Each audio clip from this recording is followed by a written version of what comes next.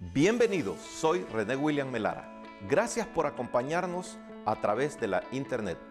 Nuestra oración es que el mensaje de hoy sea de bendición y pueda comprender el amor y propósito de Dios para su vida. Si tiene alguna pregunta y desea congregarse con nosotros, la información está disponible en nuestro sitio web en el www.iccmd.org. Dios le bendiga.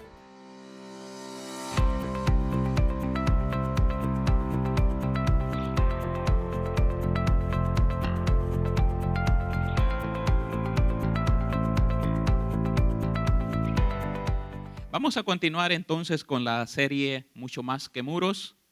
Voy a pedirle que vaya al libro de Esdras. Libro de Esdras, que es donde hemos estado meditando en las dos enseñanzas anteriores de la serie Mucho Más que Muros. Vamos a invocar primeramente el nombre del Señor para que el Espíritu Santo pues nos dirija en todo lo que vamos a hablar en esta mañana. Padre, gracias te damos, Señor Dios Todopoderoso, por este privilegio que nos concedes, poder estar delante de tu presencia, Señor amado. Padre, nos ponemos en tus manos para que sea usted, Señor amado, dando ese consejo que tu pueblo necesita. Señor, somos necesitados de tu consejo, de tu palabra, de tu guianza, de tu luz, Padre del cielo. Señor, ayúdanos, Padre celestial, y que nuestros oídos estén atentos para atesorar esa palabra en nuestro corazón. En el nombre de Cristo Jesús te lo pedimos, Padre amado. Amén. Está en Esdras capítulo 7. Esdras capítulo 7, vamos a meditar bajo el tema cambios necesarios. Esdras capítulo 7, el versículo 25 y 26, nos dice la bendita palabra del Señor. Y tú, Esdras, conforme a la sabiduría que tienes de tu Dios, pon jueces y gobernadores que gobiernen a todo el pueblo que está al otro lado del río, a todos los que conocen las leyes de tu Dios, y a la que no las conoce, les enseñarás. Y cualquiera que no cumpliere la ley de tu Dios y la ley del rey, sea juzgado prontamente, sea a muerte, a destierro, a pena de multa o a prisión. Dura la palabra, como dijeron los discípulos, pero así es. Cambios necesarios. Hermanos, a veces nos sentimos incómodos con los cambios. Los cambios a veces que tenemos que hacer cuestan llevarlos a cabo por el estrés que esto puede causar. Por ejemplo, si usted va a hacer una modificación en su casa, usted piensa en todas las cosas que van a acontecer durante se esté llevando a cabo la modificación, la reconstrucción. Entonces los espacios se ven reducidos, todo está sucio y causa incomodidad. Pero al final, cuando se ha cambiado todo y ya todo está listo, pues uno queda satisfecho con aquello que ve, porque dice, bueno, se ve más bonito, el cambio que hicimos valió la pena. En la vida espiritual, hermanos, también nosotros necesitamos cada día irnos ajustando. Necesitamos hacer cambios en nuestras vidas. Y a través de esta enseñanza que vamos a ver de cambios necesarios, nosotros podemos aprender a través de ese trabajo arduo que Esdras realizó con el pueblo. Nosotros podemos sacarle provecho para que también esos cambios puedan venir a nuestras vidas y que a la luz de la palabra nosotros podamos evaluarnos. La palabra del Señor es el espejo donde cada creyente debe de ver su vida. Ese debe de ser el reflejo de su vida y la que debe dictar cómo nosotros nos estamos conduciendo. A veces le prestamos más atención a lo que alguien pueda decir de nosotros y no lo que la palabra del Señor nos está hablando. ¿Quién es este Esdras? En las enseñanzas anteriores, si bien es cierto, hemos estado en el libro de Esdras, pero no habíamos llegado a el escritor de este libro. En los capítulos anteriores, los primeros 6 capítulos de este libro, se narra el retorno de los cautivos que estaban bajo el dominio de los medo-persas, regresan a Jerusalén para reedificar el templo, bajo el mando de Zorobabel y de Jesúa. Pero Esdras no había aparecido. Pero en el capítulo 7 vemos primeramente que se nos presenta a este hombre llamado Esdras. Y dice el versículo 1, pasadas estas cosas en el reinado de Artajerjes, rey de Persia. Nos ubica en el tiempo y ahí, hermanos, comienza a hablar acerca de Esdras. Y si usted presta atención a la genealogía que ahí se nos presenta, es corta. No es una genealogía muy extensa. ¿Por qué? Porque esta genealogía que se presenta ahí nos ubica la familia de Esdras. Él descendía de una familia, sacerdotal. Y es por eso que su genealogía llega hasta Aarón. Porque Aarón fue el primer sacerdote. Así que hasta ahí, y usted puede ver todos los nombres que ahí se mencionan, como usted los puede identificar como sacerdotes. Ahora, ahí aparece este Esdras, dice que subió de Babilonia.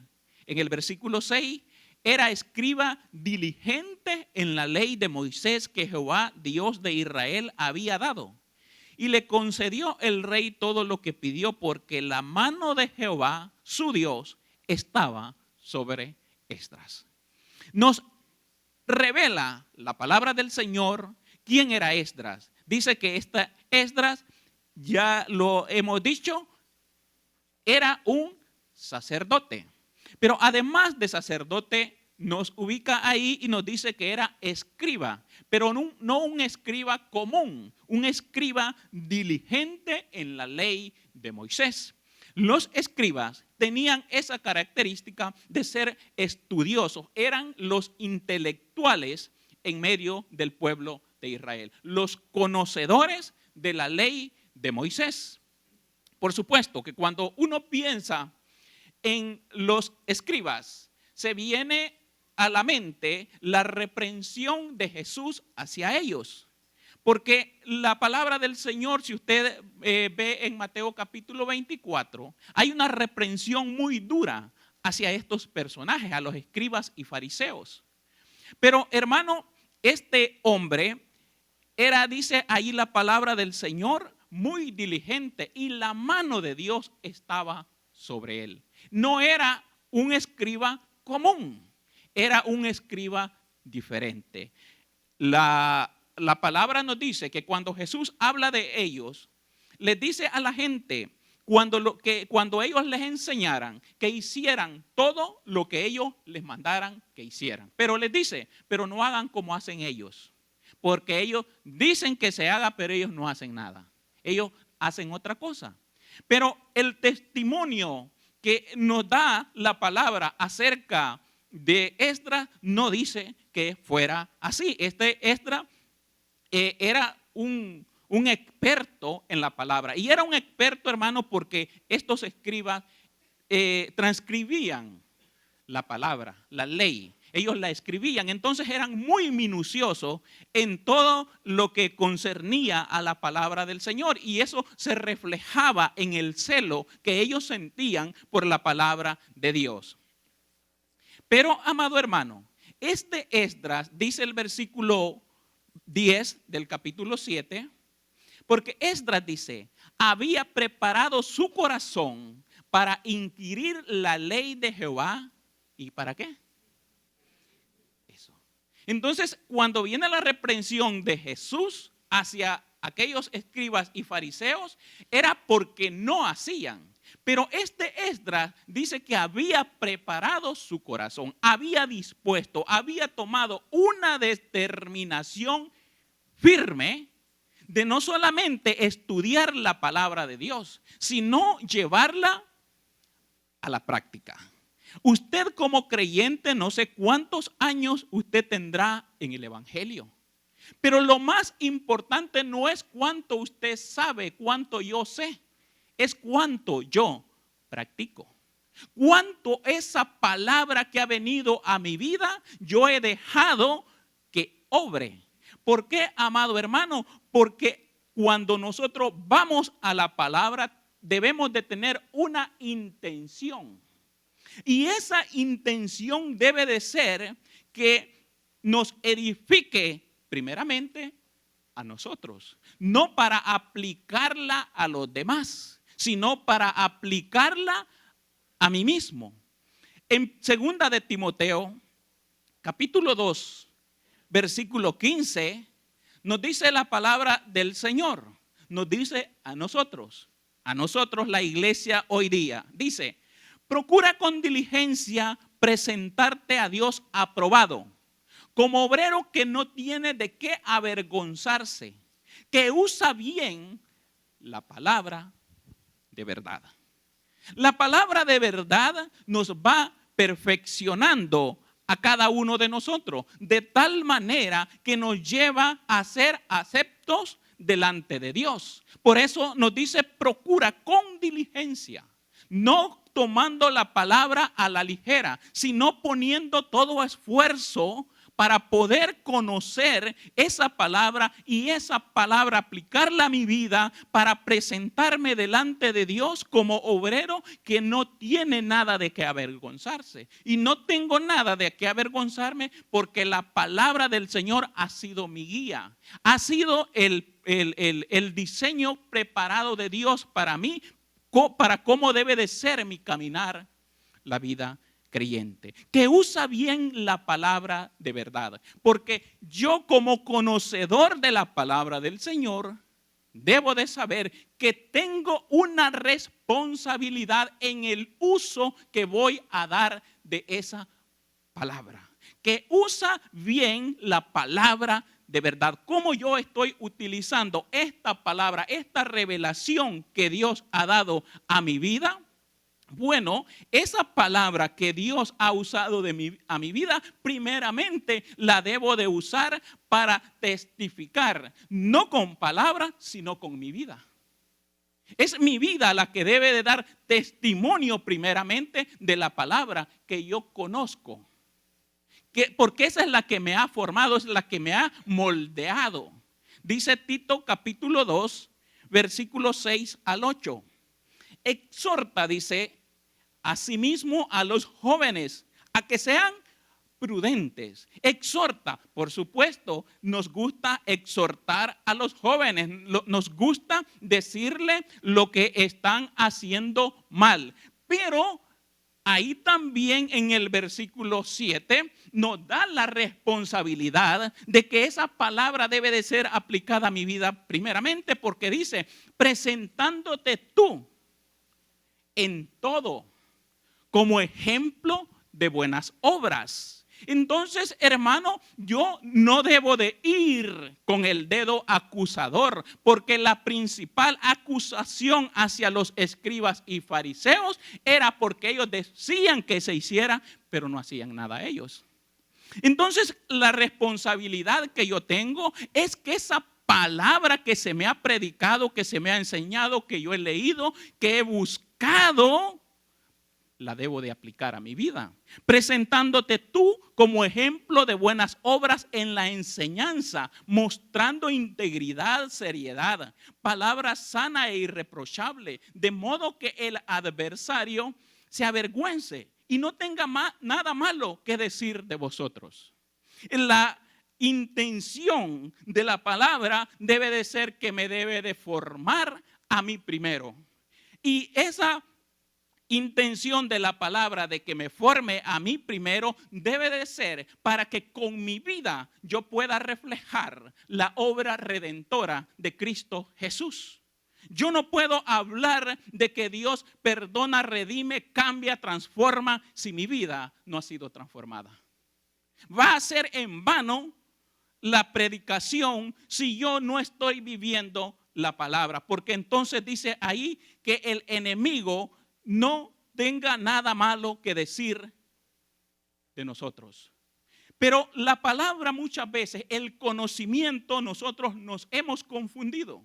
Nos hemos confundido y cuando la leemos la estamos predicando a alguien más, no a nosotros mismos primeramente. Por eso, amado hermano, cuando un predicador se para en el altar, debe de saber que la palabra vino primeramente a él. Y que ante la congregación y ante Dios, el más responsable de que esa palabra tenga un buen testimonio, tenga la efectividad, es Él. Y por eso, amado, hay mucha gente que se confunde y quiere o busca los privilegios que los exhiban delante de los demás. Pero cuando uno muestra esa intención es porque verdaderamente uno no ha conocido al que lo ha llamado. No lo está conociendo porque la palabra del Señor nos enseña a través de Santiago. En el capítulo 3, versículo 1 dice: hermanos míos, no os hagáis maestros muchos de vosotros, sabiendo que recibiremos mayor condenación. Eso dice la palabra del Señor. Eso me dice la palabra a mí. No debo de desear estar en la posición de aquel que está como maestro. ¿Por qué? Porque eso conlleva una responsabilidad para mi vida. ¿Cuánta gente desea pararse en un altar y predicar, enseñar, ignorando que la palabra misma lo hace más responsable a él por el cumplimiento y la efectividad que la palabra debe de tener en las vidas, en los corazones de aquellos a los cuales se le está predicando la palabra? Ahora, hermano, nosotros conocemos la palabra, hemos sido instruidos en la palabra. ¿Qué estamos haciendo con ella? Ese debe de ser, hermano, el cambio que debe de ser necesario en mi vida, de meditar, pensar qué estoy haciendo con la palabra que he recibido, que se me ha sido enseñada, cómo yo la he atesorado. ¿Será que la he recibido solamente para trasladarla? Pero la intención de la palabra no es esa. La intención de la palabra primeramente es para que me transforme a mí. Y cuando yo la vivo, entonces ese va a ser el testimonio delante de la gente. Mi testimonio debe de hablar más que las palabras. Porque a Esdras dice que él había hallado gracia delante del rey Artajerjes. ¿Y por qué había hallado gracia? Porque Esdras había preparado su corazón para inquirir la ley de Jehová y para cumplirla y para enseñarla en Israel sus estatutos y decretos. Ahora, él halló gracia delante de Artajerjes, del rey, de ser un maestro de la ley, cumplidor temeroso de Dios. Y como resultado de ese testimonio, el rey lo envía hacia Jerusalén. Les concede el permiso para que aquellos que estaban en la cautividad pudieran salir, es decir, les estaba autorizando la libertad, les estaba dando la libertad para que ellos pudieran ir a Jerusalén a poder adorar a su Dios. Y es que eso, amado hermano, es precisamente lo que va a hacer la palabra del Señor. Nos va a poner en gracia delante de los demás. Y por supuesto, cuando esas cosas acontecen, hermano, el que es estudioso, temeroso, sensible a la palabra del Señor, va a saber reconocer que la mano de Dios ha sido el que ha movido para que las puertas, las oportunidades, como le llamamos nosotros, se abran. Aquí el testimonio de Esdras había abierto esa puerta, pero Esdras reconoce que detrás de ese sentir que había en este rey estaba Dios. Y en el versículo 25, siempre del capítulo 7, dice la palabra del Señor, el versículo 28. Vemos que dice 27. Bendito, dice Esdras, bendito Jehová, Dios nuestro Padre, que puso tal cosa en el corazón del rey para honrar la casa de Jehová que está en Jerusalén, e inclinó hacia mí su misericordia delante del rey y de sus consejeros y de todos los príncipes poderosos, y yo, fortalecido por la mano de mi Dios sobre mí, reuní a los principales de Israel para que subiesen conmigo. Las oportunidades existen. Nos llega a nosotros cada día oportunidades. ¿Quién se lleva la gloria por esas oportunidades? La palabra nos dice aquí que Esdras, cuando vio ese sentir que había en el rey, dice que él glorificó a Dios, le dio la gloria a él, porque reconocía que era el mover de Dios, la mano poderosa de Dios, la que había obrado en ese corazón. Cuando nosotros, amado hermano, vemos que nos va bien económicamente, es que yo soy inteligente. Es que le he caído bien a mi jefe. Pero ¿quién ha puesto esa gracia? ¿Quién ha puesto esa inteligencia? Ha sido Dios. No olvidemos darle la gloria a Él, porque Santiago nos dice que toda dádiva y todo don perfecto desciende de lo alto del Padre de las luces, en el cual no hay mudanza ni sombra de variación. Es decir, ese Dios todopoderoso sigue siendo el mismo que estuvo con Esdras, sigue siendo el mismo que estuvo en los tiempos de Jesús, sigue siendo el mismo que estuvo con la iglesia primitiva, sigue siendo el mismo hoy y seguirá siendo el mismo por los siglos de los siglos. Él no cambia, su misericordia hasta el día de hoy nos ha alcanzado, nos ha abrazado, porque no podemos atribuir la gloria a nadie más. Lo que hoy en día nosotros vemos es la ingratitud de los seres humanos. Y como iglesia debemos de reconocerlo, que somos muy ingratos. Usted dirá, yo no. La palabra del Señor me enseña que Jesús caminando se encontró con 10 leprosos. Y dice la palabra del Señor que Jesús les dijo, vayan donde el sacerdote y preséntense delante de ellos. Y ellos, obedientes a la palabra dada por Jesús, fueron caminando hacia los sacerdotes. Y cuando iban caminando, dice que fueron notando que sus pieles iban siendo transformadas, iban cambiando, estaban siendo sanados. Y siguieron caminando, pero cuando ya estaban completamente sanos, dice que uno dijo, voy a regresar al que me dio la palabra. ¿Qué dijo Jesús? ¿No eran 10? ¿Por qué solo uno regresó? Y es más, este ni siquiera es un judío. No es un israelita, es un samaritano. Y los otros 9, ¿dónde están? Porque la mayoría de nosotros, hermanos, somos desagradecidos con Dios.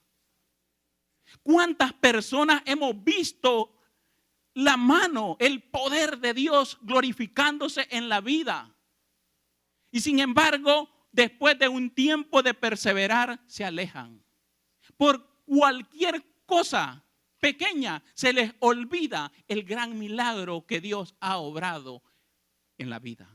Y principalmente, hermano, porque el milagro más maravilloso que ha acontecido a todo ser humano que ha sido redimido es que sus pecados han sido perdonados. Porque estábamos muertos, dice la palabra del Señor. Y aunque Dios ya no volviera a manifestar su poder en la vida nuestra, sería suficiente para estar agradecido toda nuestra existencia en esta tierra. Pero como a veces Dios no concede nuestros caprichos, se nos olvida cuán maravilloso ha sido nuestro Dios.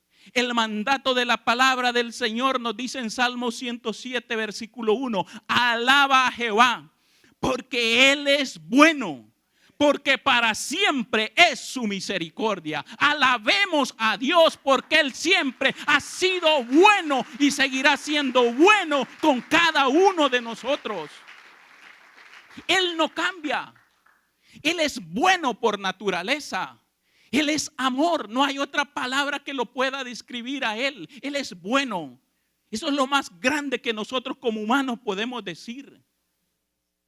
Pero Él no ha cambiado.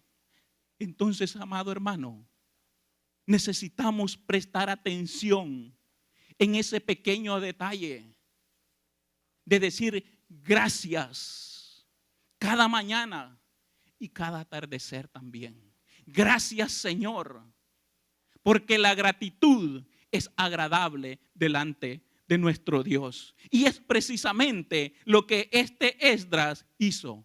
Agradecer, prestar gratitud a Dios por el favor recibido. Lo había recibido a través de un rey, pero él reconocía que de donde venía era de la presencia de Dios. Dios va a utilizar seres humanos como usted, como yo, para bendecirnos. Pero la gratitud también la debemos de elevar a nuestro Dios, porque es de Él de quien hemos recibido todas las cosas. Pues este Esdras fue llamado para guiar a un remanente que quisiera volver a Israel a adorar. Y veamos, hermano, ellos estaban en la cautividad, estaban siendo autorizados a salir de ahí. Pero ¿qué pasó? Fueron pocos los que regresaron. En el primer retorno que se dio con Zorobabel, ellos salieron, dice, aproximadamente 50,000 judíos. Salieron de la cautividad, 50,000. Ahora, Esdras era un sacerdote. Los sacerdotes ministraban en el templo. Pero en el tiempo de Zorobabel no existía templo. Zorobabel fue llevado de regreso para reconstruir el templo. Ahora Esdras, siendo un sacerdote, iba para restaurar la adoración en el templo. Ellos iban exclusivamente para adorar, para servir, para desarrollar el ministerio al cual Dios había llamado a este hombre llamado Esdras. Pero cuando nosotros vemos, hermano, que este Esdras, cualquiera podría decir, bueno, yo he sido llamado al sacerdocio, no hay templo, yo no puedo ministrar. Punto, se acabó. Pero la palabra del Señor no nos enseña que esa fue la actitud de Esdras. Nos dice que este hombre se preparó, fue diligente en estudiar la palabra, porque él, como conocedor de la palabra, conocía también los planes que Dios tenía para con la nación de Israel. La misma actitud que nosotros vemos en Daniel, que Daniel dice que él llega el momento en que dice, bueno, hay alguien que ya habló acerca de esta cautividad porque ha venido como consecuencia de nuestro pecado. Entonces, pero, dijo él, el profeta Jeremías habló acerca de estos 70 años y voy a indagar cuándo es que se van a cumplir. Y entonces dice que Daniel comienza a buscar y se da cuenta que están próximos a retornar, que en la cautividad no iba a ser para siempre, sino que iban a salir de ahí. Y como iban a salir de ahí, la esperanza era que aquel que temía a Dios estuviera preparado para salir de aquel lugar y retornar hacia el lugar de origen. Lo mismo que sucede con cada uno de nosotros. Dios nos ha llamado, pero debemos de tener en cuenta que no para vivir para siempre en esta tierra. Porque esperamos, dice la palabra del Señor, que el Cristo Jesús, aquel que se fue, regrese por su iglesia, nos levante, porque nuestra ciudadanía no está en la tierra, no somos de aquí, somos de la patria celestial. Eso es lo que nos espera, hermano. La patria celestial es lo que nos esperan. Ese es el regreso que la iglesia debe de estar esperando. Pero cuando Esdras comienza la convocatoria con Zorobabel 50,000 y con Esdras se cree que 1,500 a 2,000. ¿Por qué? Porque se habían acomodado en la tierra de la cautividad. Como iglesia, hermano, esta tierra vamos a tener aflicción. Pero muchas veces no nos estamos preparando para irnos. No estamos anhelando ese regreso a nuestro lugar de origen. Estamos enraizados en esta tierra. Estamos cómodos aquí. ¿Por qué ha llegado esa comodidad? Porque nuestra relación con nuestro Dios se ha roto. No estamos pendientes.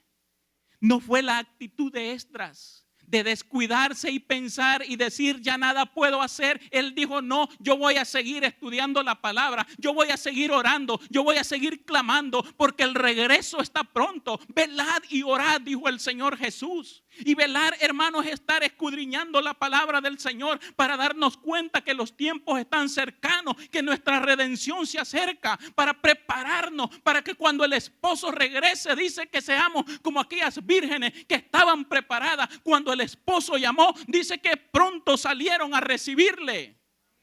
Así es como debe de estar la iglesia. Pero ¿qué sucede? Viene la palabra y somos indiferentes. Preferimos estar en la cautividad que salir y obtener la libertad, porque Cristo murió para darnos libertad. Para eso vino Cristo Jesús. Pero nosotros, amado hermano, al igual que sucedió en los tiempos de Esdras, 1,500 personas, 2,000, el número máximo. ¿Cuántos habrían en la tierra de la cautividad? ¿Cuántos judíos habrían? Yo pienso que habrían miles de judíos, pero solo 2,000 estuvieron dispuestos a salir. Y hermanos, ¿quería Dios que solamente esos se fueran? No, Él quería que todos salieran y fueran y le adoraran. ¿Cuánto quiere Dios de toda esta congregación de esta hora? Él quiere tenernos con Él a todos. A todos, porque de tal manera amó Dios al mundo que ha dado a su Hijo unigénito, para que todo aquel que en Él crea no se pierda, sino que herede la vida eterna. A eso es lo que nosotros estamos llamados. De tal manera nos amó el Señor, que nos ha concedido esa puerta amplia para que todo aquel que quiera pueda entrar a los brazos de amor de Cristo Jesús. Pero como nos conformamos a veces a vivir una vida religiosa, nos conformamos con venir cada cierto tiempo a la congregación y pensamos que ahí estamos bien. Pero cuando viene el momento en que Dios se revela para que nosotros hagamos su voluntad, no sabemos distinguir la voz de Dios. Mis ovejas, dijo el Señor, escuchan mi voz y la conocen. La conocen. Entonces, amado hermano, la conocen porque ellas tienen una relación con su pastor. Es un convivir diario. Cada día están con su pastor. Nosotros cada día debemos de estar conectados a Jesús. Debemos estar unidos a Él a través de la palabra, a través de la oración, a través del ayuno. Debemos estar en esa relación con Él. Y muchas veces lo que nos une solamente es la enfermedad, porque solo entonces le buscamos. Solamente entonces nos acordamos que hay un Dios. Solamente entonces nos acordamos que debemos de ayunar. Cuando viene el problema en familiar, el problema económico, entonces es que nos consagramos para Dios. Meditemos, hermano, y hagamos el cambio que tenemos que hacer en nuestra relación con nuestro Dios. Porque debemos de aprender que cuando la convocatoria se llamó a una libertad, pocos estuvieron dispuestos. Hermanos, sinceramente, ¿cuántos estamos esperando al Señor Jesús? Eso es lo que nos debe de importar, si lo estamos esperando a Él. Porque las situaciones adversas, las oportunidades para echar raíces en esta tierra, sobran. Pero lo que nosotros debemos de estar esperando es que la trompeta suene. Es que la trompeta suene. Cuando Esdras se reunió con toda esa gente que iba a partir, vino la convocatoria para salir. Se dispusieron. Ahora, en esa disposición hay un camino que recorrer. Y ese camino que recorrer es un camino que la Biblia lo llama estrecho, reducido. Debemos, cada uno de nosotros va por ese camino. Uno cabe, no caben muchos. Uno es usted y Dios. Usted va por ese camino y por eso, hermano, debemos de buscar a Dios para no extraviarnos. Porque debe de ser Él el que nos debe de guiar. En el versículo de ahí nos dice la palabra del Señor. En el versículo 21 dice del capítulo 8 de Esdras: y publiqué ayuno allí junto al río Ahava para afligirnos delante de nuestro Dios, para solicitar de Él camino derecho para nosotros y para nuestros niños y para todos nuestros bienes. Había un camino que recorrer. Estaba retirado, muy lejos. Eran 4 meses de camino a la intemperie del tiempo, a las condiciones climáticas imperantes de aquel lugar. Y por supuesto, no solamente a eso, sino también a los peligros de los asaltadores, de los enemigos de la nación de Israel. Y por lo tanto, Esdras, como líder, conociendo de los peligros que se iba a enfrentar, él dice: bueno, aquí debemos de buscar a Dios. Debemos, hermano, dice él, buscar al Señor, hallar gracia, afligirnos, humillarnos delante de Él. El camino que nos espera es difícil y por eso debemos de orar y por eso debemos de ayunar, buscar el favor de Dios.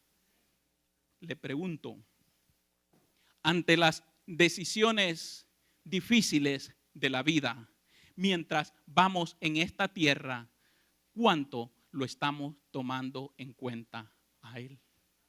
¿Estamos orando en aquellas decisiones difíciles? ¿Será, hermano, que si yo voy a emprender un negocio, debo de buscarle a Él? ¿Será para el joven que quiera esposo o esposa, le está buscando a Él, le está pidiendo a Él que lo dirija, que le muestre a la persona correcta? O si quizás no tan joven, porque ahora pues es bastante común que los no tan jóvenes también, ¿verdad?, les concede la oportunidad y se quieren casar de nuevo. Entonces, pero el propósito no es que ande de uno en otro, sino que se establezca. Y para que eso acontezca, debemos de buscar la dirección de Dios. Cuando nuestros hijos crecen, amado hermano, a la universidad, si es la voluntad de Él que vayan. Porque por ahí debemos de empezar, si es la voluntad de Él, porque puede ser que no sea la voluntad de Él. ¿Cuántos jóvenes se pierden en la universidad cuando viene la presión mental, cuando cuestionan su fe? Se terminan alejando de la gracia de Dios. Entonces, amado hermano, si usted pudiera ver todos los problemas que se le van a presentar delante en el futuro, usted sin duda alguna doblaría rodilla porque sabe que lo que le espera no es fácil. Por lo tanto, hermano, es de Esdras, sabiendo que era un camino largo y peligroso el que le esperaba, él busca la gracia de Dios. Y por lo tanto nosotros también, amado hermano, debemos de reconocer nuestra incapacidad para conocer el futuro, el caminar de nuestra vida en este mundo. El proverbista nos dice en el Proverbio 3, capítulo 3, versículo 5 al 7, dice: fíate de Jehová de todo tu corazón, confía en Jehová y no te apoyes en tu propia prudencia. Reconócelo en todos tus caminos y Él enderezará tus veredas. No seas sabio en tu propia opinión. Teme a Jehová y apártate del mal. Busquemos el rostro de Dios para que Él sea el que nos guíe. Podemos nosotros tener conocimiento, experiencia y todo lo que nosotros queramos añadirle, pero si no es la dirección de Dios la que está con nosotros, vamos a fracasar. Por lo tanto, hermanos, necesitamos también cambiar esa actitud nuestra y buscar la presencia de Dios, porque ese viaje es seguro, ese caminar va a ser seguro cuando estamos en las manos del Señor. En el versículo 31 del capítulo 8 vemos el llegar de esta comisión que habían salido. Dice el versículo 31: y partimos del río Ahava el 12 del mes primero para ir a Jerusalén. Y la mano de nuestro Dios estaba sobre nosotros y nos libró de la mano del enemigo y del acechador en el camino. Y llegamos a Jerusalén y reposamos allí 3 días. El caminar de Esdras con el pueblo tuvo éxito porque la mano del Señor estuvo en contra de sus enemigos. Ese debe de ser el deseo nuestro, que en nuestro caminar en la mano de Dios, que Dios mismo sea el que pelee por nosotros cada batalla. Pero para que Él las pelee, nosotros debemos encomendárselas a Él, rendirnos a Él, entregárnoslas a Él, porque Él es que va a obrar. La promesa del Señor la encontramos aquí en el Salmo 121. El versículo 4 nos dice: he aquí, no se adormecerá ni dormirá el que guarda a Israel. Jehová, dice la palabra, Jehová, palabra que ha hablado Dios. Jehová es tu guardador, Jehová es mi guardador, Jehová es tu sombra, tu mano derecha. El sol no te fatigará de día, ni la luna de noche. Jehová te guardará de todo mal, Él guardará tu alma. Jehová guardará tu salida y tu entrada desde ahora y para siempre. Él ha sido nuestro guardador hoy y siempre. Gloria a nuestro Dios. Bendito sea el nombre de nuestro Dios. Él es nuestro guardador. Él es el que nos guía. Podemos ir en camino oscuro, pero ese camino se ilumina porque la luz de Cristo está con nosotros. Él, hermano, es el que nos va a hacer vencer, nos va a hacer vencedores. Por eso Pablo dijo: en Cristo soy más que vencedor. Es en Él, cuando Él es mi refugio, cuando yo voy a Él, cuando yo le busco, a pesar de considerar que tengo capacidades, considerar que tengo conocimiento, todo lo rindo a Él, para que entonces Él se comience a manifestar en mi vida. Todos aquellos que regresaron con Esdras no se habían amoldado a la vida de los cautivos. Ellos se habían formado con la palabra del Señor.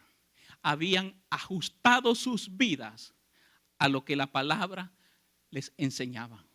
Queremos nosotros mantenernos en el camino difícil, pero libres, porque aquellos iban hacia un camino que era difícil, pero eran libres, o preferían quedarse en la cautividad viviendo la vida que ellos querían, o caminar en ese camino difícil pero libres con un propósito específico de ir y adorar al Rey de Reyes.